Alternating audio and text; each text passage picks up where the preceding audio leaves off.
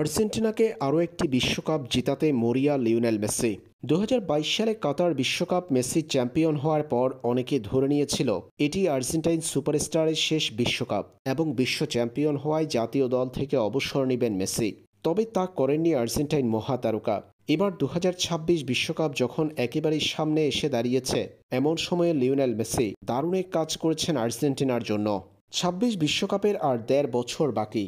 এমন সময়ে নিজের চুক্তির ধরনে পরিবর্তন এনেছেন মেসি। ইন্টার মায়ামির সঙ্গে লিওনেল মেসির চুক্তির মেয়াদ শেষ হবে ২০২৫ সালের মৌসুম শেষে। ফেব্রুয়ারি থেকে শুরু হয়ে ডিসেম্বর পর্যন্ত চলবে এমএলএসের মৌসুম। এই মৌসুমের পরই মেসির চুক্তির মেয়াদ শেষ।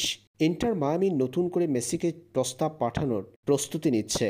লিওনেল মেসির জন্য নাকি নতুন চুক্তি প্রস্তুত করেছে ইন্টার মায়ামি। আর সেই চুক্তিতে উল্লেখ থাকবে আর্জেন্টাইন মহাতারকা ইন্টার মায়ামির সঙ্গে চুক্তিবদ্ধ থাকাকালীন লোনে অন্য কোনো দলে খেলতে পারবে। সেটা হতে পারে ইউরোপ কিংবা মেসির দেশ আর্জেন্টিনা।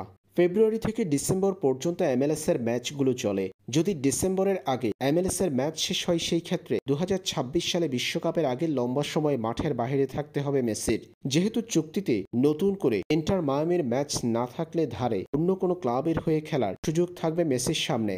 তাই সেই সুযোগটা কাজে লাগিয়ে আর্জেন্টিনার হয়ে ২০২৬ বিশ্বকাপের আগে বিশ্রামে থাকতে হবে না মেসির, থাকতে পারবেন ফুটবলের মাঝেই। এমএলএস এর মৌসুম শেষ করে ধারে কোনো ক্লাবে খেলতে পারবেন মেসি। নিজেকে ফিট রাখতে এটা মেসির জন্য দারুণ একটা বিষয় হয়ে দাঁড়াবে। জানা গেছে ইউরোপে খেলার দরজাটাও এর মধ্য দিয়ে খোলা হয়েছে মেসির জন্য। ২০২৫ সালে চুক্তির মেয়াদ শেষ হলে ২৬-এর মৌসুম শুরু হওয়ার আগে ধারে নতুন কোনো ক্লাবেও খেলতে পারেন মেসি, এমনটা জানিয়েছে স্প্যানিশ দৈনিক মার্কা।